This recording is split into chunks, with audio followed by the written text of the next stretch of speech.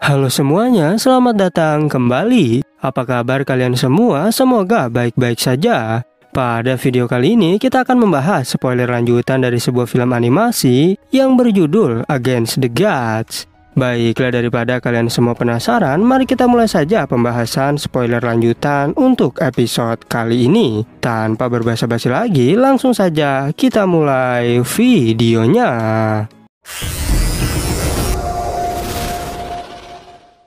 Cerita ini berlanjut, kita diperlihatkan tubuh Yunce yang mulai melemah dan terjatuh. Namun dengan cepat, Xiaoyun bergegas untuk menopang Yunce. Xiaoyun berkata bahwa teknik api yang kau keluarkan tadi benar-benar luar biasa. Tetapi Yunce menjawab bahwa aku menggabungkan kekuatan api dan es selama 2 jam. Jadi karena itulah teknik yang aku gunakan menjadi sangat kuat. Namun teknik itu hanya bisa dipakai sekali saja. Dan jika kekuatan itu tak bekerja, aku tetap akan membunuh Ye Xinghan. Sementara itu, Mu Xiaolan berkata pada masternya yang bernama Mu Bingyun bahwa takdir istana Frozen Clouds ternyata sudah berubah. Mu Bingyun menjawab, jika sepertinya malapetaka 1000 tahun istana Frozen ini telah teratasi. Namun siapa sangka yang menyelesaikannya justru adalah seorang pria. Bingyun juga memberitahu bahwa teknik api yang digunakan Yunce tercampur dengan api gagak emas. Maka ketika sekte Golden Crow merasakannya, pasti Yunce dalam bahaya. Xiaolan menjawab, jadi bukankah saat ini nyawa Yunce sedang terancam? Kemudian Bingyun segera mengajak Xiaolan untuk kembali ke alam Snow Song. Tapi saat hendak masuk teleportasi, Bingyun merasa seperti ada yang memperhatikannya. Dan benar saja, saat mereka pergi, di sana terlihat Molly yang mengatakan, jika mereka sedang merencanakan hal buruk pada Yunce, pasti aku tak akan tinggal diam. Scene berpindah ke wilayah suci Sun Moon. Di sana, seorang pengawal mengabarkan bahwa 2 tetua Sovereign mistik telah tewas. Mendengar hal itu membuat Kaisar Mexi sangat terkejut. Diketahui bahwa Kaisar Mexi adalah pemimpin dari wilayah suci Sun Moon. Dirinya berkata bahwa hanya orang tertentu sajalah yang bisa menghabisi 2 tetua terbaik itu dalam satu serangan. Kaisar Mexi bertanya apakah orang itu adalah penguasa laut dari istana Supreme Ocean. Atau mungkin juga Kaisar Suci dari Absolute Sovereign yang ingin mencari masalah. Namun pengawal itu menjawab bahwa orang tersebut bukanlah salah satu di antara mereka. Karena ia berkata jika namanya adalah Duo Tian. Mendengar penjelasan tersebut tentu membuat Kaisar Mexi sangat tak percaya. Bahkan sang pengawal kembali menjelaskan jika orang itu berkata dirinya telah hidup selama 10.000 tahun. Kaisar Mexi semakin yakin bahwa orang ini memang benar-benar Master Duo Tian. Kaisar Mexi berkata bahwa menurut legenda Duo Tian telah mencapai ranah Daivin Profound dan kalian beruntung bisa pergi dalam keadaan hidup. Namun sepertinya serangan yang Duo Tian lakukan hanya untuk melindungi muridnya yaitu Yunce. Kaisar Mexi bertanya, apakah menurutmu Duo Tian akan tetap bersembunyi jika muridnya kita habisi? Pengawal tersebut mengatakan apakah ketua akan menghabisi nyawa Yunce. Namun ia menjelaskan tidak mungkin kita membunuh Yunce. Karena wilayah Sun Moon tak akan mampu membendung amarah seorang Daivin Profound. Kaisar Mexi memberitahu jika kita memerlukan kekuatan besar agar seorang Daivin Profound sepertinya tak bisa berbuat apa-apa. Lalu ia menyuruh pengawal untuk pergi ke wilayah Heavenly Sword dan cobalah cari cara agar mereka mengundang Yunce untuk berpartisipasi dalam konferensi pedang iblis. Pengawal tersebut bertanya apakah konferensi ini untuk mencari tahu rahasia pedang Heavenly Sin. Dan juga di dalam pedang tersebut terdapat roh iblis yang sangat kuat.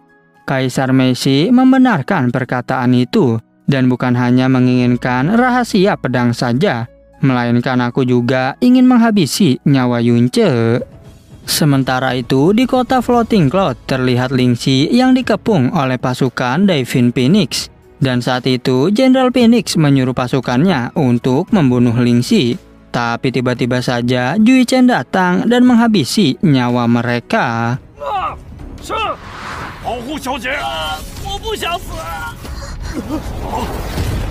Jui Chen mengingatkan agar Lingxi tak perlu khawatir karena aku tak akan membiarkan mereka menyakitimu.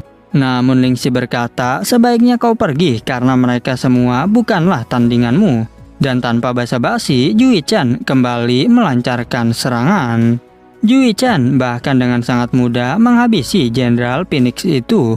Semua prajurit Phoenix juga semakin dibuat ketakutan. Dan ketika mereka hendak melarikan diri, datang Yunce dengan kapal primordialnya yang membuat mereka semua terbunuh. Melihat Yunce yang masih hidup membuat amarah Jui Chen kembali memuncak. Jui Chen berkata bahwa dendam yang kubawa sudah terlalu lama terpendam. Dan hari ini aku pasti akan membunuhmu. Tanpa berbasa-basi, adu kekuatan di antara mereka akhirnya terjadi. Bahkan akibat dari adu kekuatan itu sampai membuat ledakan di sekitar tempat tersebut. Jui Chen menyadari bahwa Emperor Mistik milik Yunce sudah bertambah kuat. Tapi itu tetaplah Emperor Mistik biasa yang tak akan bisa mengalahkan dirinya dengan mudah.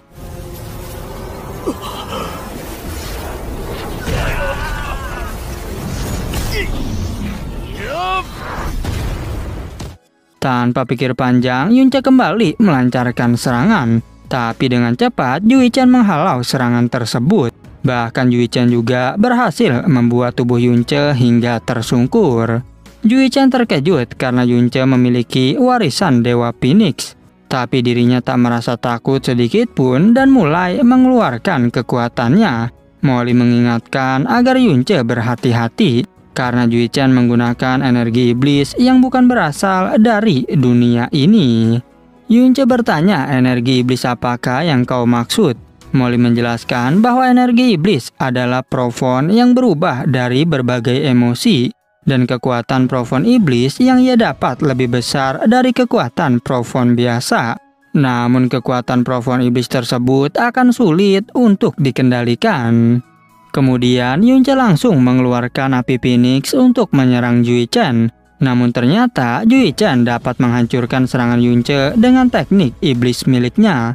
Yunce kembali menambahkan kekuatan dengan teknik teratai Star Demon.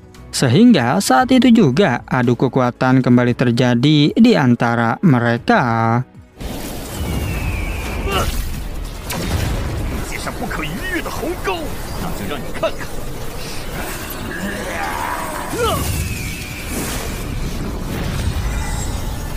Seorang prajurit berkata bahwa kedua orang ini mungkin tak akan berhenti sampai salah satu di antara mereka mati. Dan saat mereka ingin mengajak Lingxi untuk pergi, tiba-tiba saja Lingxi sudah berlari ke arah mereka untuk menghentikan pertarungan itu. Yunce dan Jui Chen segera menghentikan pertarungan mereka. Lalu Lingxi menegaskan pada Jui Chen, seharusnya kau tahu bahwa selama aku hidup, aku tak akan membiarkanmu menyakiti Yunce. Kemudian Lingxi mengajak Yunce untuk pergi dari sana. Sebelum pergi, Yunce mengatakan bahwa perselisihan di antara kita harus segera diakhiri. Jadi dalam 3 bulan ke depan, kita akan bertarung mati-matian di 3000 mil Laut Timur. Jui Chen menjawab bahwa hari ini aku mengampunimu karena Lingxi. Namun 3 bulan ke depan, aku pasti akan memenggal kepalamu. Setelah kepergian Jui Chen, Yunce berpikir mengapa dia bisa menjadi sekuat ini. Sehingga Yunce berniat untuk terus meningkatkan kekuatannya agar bisa menang. Lingxi memberitahu bahwa senang sekali aku bisa melihatmu masih hidup.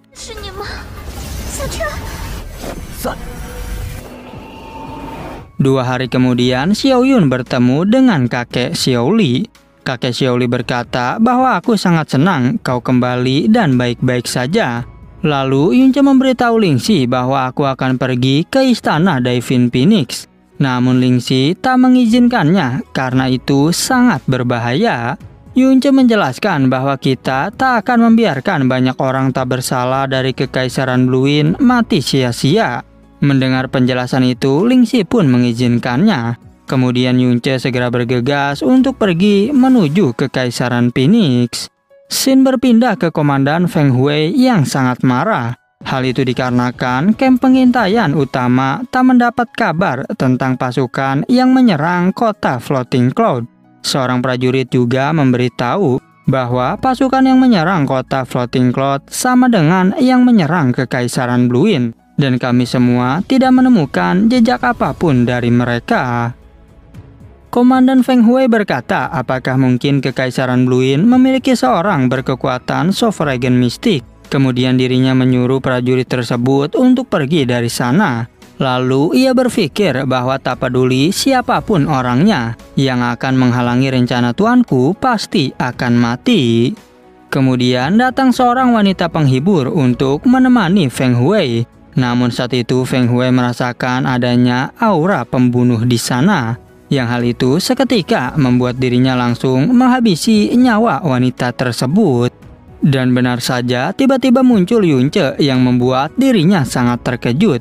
Tanpa basa-basi, Yunce segera melancarkan serangan yang membuat pedang Feng Hui patah. Feng Hui yang ketakutan segera memanggil pengawal untuk menghabisi Yunce. Tetapi Yunce memberitahu bahwa aku telah menggunakan Frozen End untuk menutup tempat ini. Jadi meski aku menghabisimu sampai berkeping-keping, mereka tak akan menyadarinya.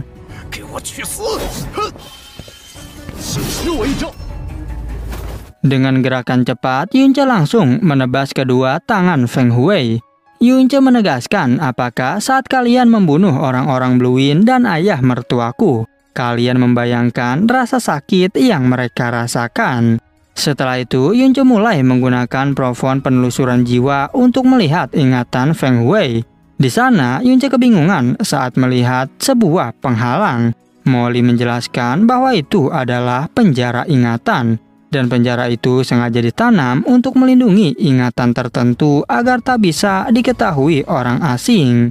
Bahkan jika aku sendiri yang menyentuhnya, ingatan di dalamnya akan langsung lenyap. Tetapi dilihat dari hasil penelusuran jiwa yang kau lakukan tadi, kita hanya mengetahui 80% tujuan mereka menyerang Kekaisaran Bluin. Yunce berkata bahwa ternyata mereka masih memiliki tujuan lain. Dan karena kita tak bisa memastikannya di sini, maka aku akan ke kota Divine Phoenix langsung. Sebelum pergi, Yunce menghabisi nyawa Feng Hui terlebih dahulu.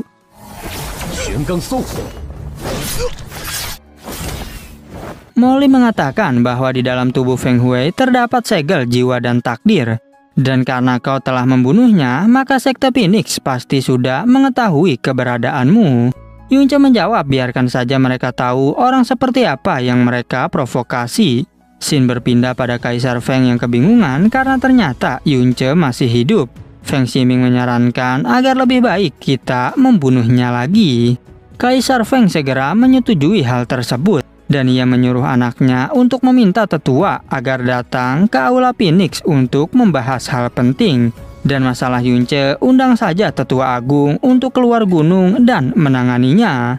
Ximing mengerti dan segera melaksanakan tugas itu.